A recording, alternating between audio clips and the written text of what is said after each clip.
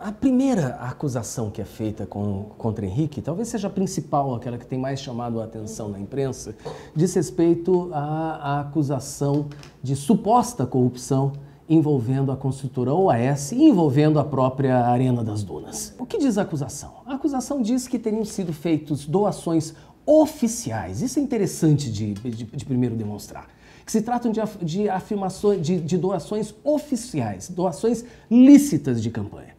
Mas diz a acusação, então, que houveram doações oficiais em 2012 para o PMDB do Rio Grande do Norte e em 2014 para a campanha de Henrique Eduardo Alves ao governo do estado. E diz a acusação que a contrapartida disso, o ato de ofício que teria sido praticado por Henrique, teria se dado em 2013. Em 2013, na verdade, o que existe são duas mensagens enviadas por Henrique para o celular de Léo Pinheiro, que era então presidente da OAS. A primeira mensagem, Henrique manda com o seguinte diálogo, dizendo assim: Boechat, na sua coluna, diz que a Arena das Dunas irá atrasar. Procede? É essa a pergunta. A pergunta não é, fiquei sabendo que o dinheiro vai atrasar. A pergunta é, Boechat diz, coluna do Boechat diz que a Arena das Dunas vai atrasar. Procede?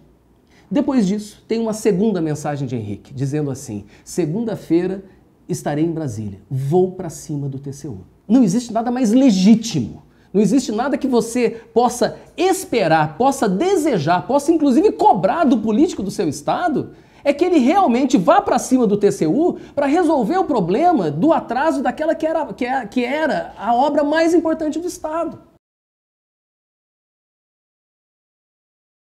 Na verdade, você tem 4 acusações que se desdobram. Para cada ato de pagamento, eles dizem que é um crime de corrupção passiva diferente. Mas, a bem da verdade, são 4. Eu me refiro ao OAS, que foi esse a que eu me referi, e aí nós temos também o caso da construtora Carioca. No que diz respeito à construtora Carioca, o absurdo da acusação é premente. Você veja que Henrique é acusado de ter recebido doação oficial, novamente, lícita por dentro, declarada, do valor de R$400 mil da construtora Carioca, a partir de um pedido de Eduardo Cunha. Agora, não existe nenhum ato de contrapartida, porque a doação oficial ela é lícita, ela é permitida, ela é estabelecida pela lei. Ela só se torna crime quando existe um toma lá da cá, quando existe uma contrapartida a ser praticada pelo político. No caso da Carioca, não só não existe contrapartida, como a própria delação dos donos da Carioca diz isso. Perante a Justiça, perante o Ministério Público, eu ouvi Ricardo Pernambuco e Ricardo Pernambuco Júnior, Ricardo Pernambuco Filho, que são os donos da construtora Carioca. Eu os perguntei, Henrique Eduardo Alves alguma vez praticou algum ato de ofício que beneficiasse a construtora Carioca? E eles disseram, não. Nós temos uma terceira acusação, Áurea, que diz respeito à corrupção passiva envolvendo Andrade Gutierrez. É mais uma acusação completamente sem fundamento. A contrapartida que eles dizem que haveria para esta doação feita, doação lícita, legal, por dentro, declarada à Justiça Eleitoral, seria a aprovação da MP 627, que diz respeito à remessa de valores de empresas brasileiras para o exterior. Henrique não teve participação alguma nesse projeto. É só pegar o projeto de lei, e o projeto de lei é público, você baixa pelo site da Câmara dos Deputados. Foram 81 deputados que apresentaram manifestações, discursos ou emendas a essa proposição. Nenhuma delas foi de Henrique. Não existe um discurso de Henrique em favorecimento da aprovação desse projeto de lei. Nós temos uma quarta acusação. E essa diz a acusação que seria um pagamento por fora, aquele chamado Caixa 2. Caixa 2 ou não, o que ocorre é que só existe crime de corrupção se existir contrapartida, se existir o toma lá da cá. E novamente não existe contrapartida para esse recurso recebido em época de campanha a partir da Odebrecht, que se fala de R$1 milhão em espécie que teria sido doado pela Odebrecht. Caixa 2 ou não, o fato é que não existe corrupção. A corrupção só existe quando existe a contrapartida. No caso, o que diz a acusação é que essa contrapartida estaria relacionada com uma suposta promessa de privatização da Caena. Foram ouvidos Fernando Reis e Alexandre Barradas, da Odebrecht. Ambos são categóricos ao afirmar de que não existia contrapartida. Diz a denúncia sobre lavagem de dinheiro. E sobre lavagem de dinheiro, o que diz a acusação? Que Henrique Eduardo Alves teria utilizado esse recurso na campanha de 2014. Só que utilizar dinheiro em campanha não é crime de lavagem nunca. Porque o crime de lavagem, ele pressupõe a ocultação dos valores, a dissimulação dos valores. Ora, como é que eu oculto um recurso que eu aplico na minha campanha, no meu nome, e declaro à justiça eleitoral?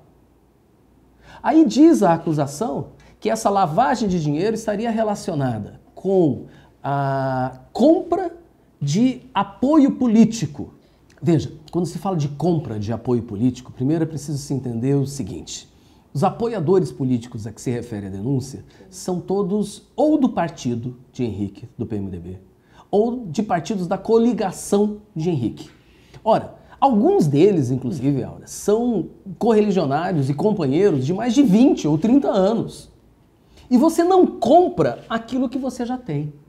Na verdade, diversas pessoas no interior, poucos aqui em Natal, receberam recurso porque estavam trabalhando na campanha. E essa é a forma de fazer campanha. Na verdade, essa conclusão foi tirada a partir de uma nota fiscal que foi encontrada na casa de Henrique, diga-se de passagem, em nome da esposa dele, Laurita, que tem vida própria, dinheiro próprio, recurso próprio, profissão. Ela comprou uma joia no valor total de R$ 15.400. E a conclusão idiota tirada pelos órgãos de acusação é que, como a nota fiscal falava de um crediário de R$ 9.804, que, salvo engano, foram 6 cheques de R$ 1.800 aproximadamente, e diz que R$ 5.596 seriam outros, a conclusão é que esses outros seria lavagem. Esses outros, Aura, existe uma promoção que as mulheres devem conhecer, chamada Trunk Show. A mulher perdeu um brinco, mas ela tem um outro brinco na gaveta.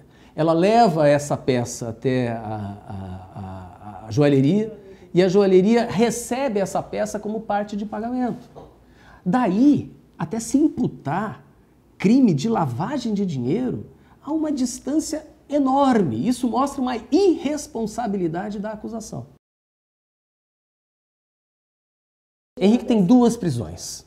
Uma que foi decretada pelo juiz de Natal, da 14ª Federal de Natal, outra pela 10ª Vara Federal de Brasília.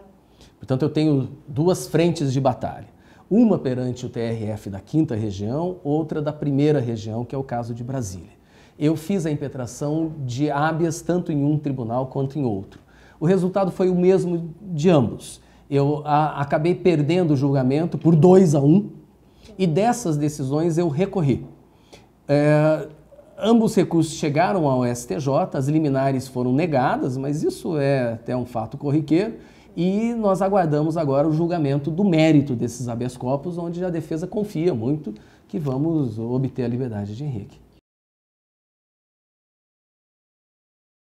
Na semana passada, meu nome foi utilizado não nesta operação, mas indiretamente, na operação que prendeu o ex-desembargador federal Francisco Barros Dias. E eu tomei conhecimento de que um diálogo meu com Francisco teria sido interceptado e teria sido utilizado, inclusive como fundamento para a prisão de Francisco Barros, porque se faz a ilação de que Francisco Barros teria sido contratado pela defesa de Henrique para exercer influência junto ao TRF. Todos os atos da defesa foram praticados por este advogado que vos fala, com o apoio do escritório de Ezequias Pegado e da equipe dele.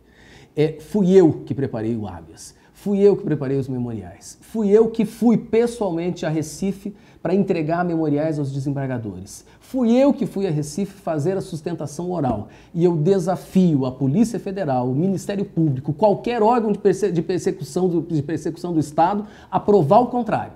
Porque isso é uma mentira e uma indignidade. E assim, é muito fácil de explicar. Henrique atuou em favor dos clubes de futebol ABC e América para melhorar o contrato que os clubes possuíam que os clubes tentavam realizar com a OAS. O valor que era oferecido para a OAS não compensava com que os clubes de Natal utilizassem a Arena das Dunas. É caro a utilização da Arena das Dunas.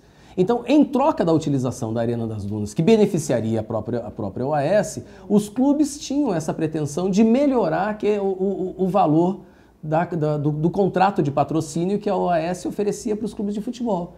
Henrique Eduardo Alves agiu junto à OAS no sentido de aumentar o patrocínio dos clubes. Esse patrocínio foi fechado e eu pergunto, qual o crime nessa conduta? Se a OAS é uma empresa privada, se os clubes de futebol são empresas privadas, se não há qualquer indício ou imputação sequer de que Henrique tenha recebido um centavo dessa transação. É aquilo que Ezequias dizia da criminalização da política. Você espera que um político da região ajude os clubes de futebol do Estado. E como que isso é crime?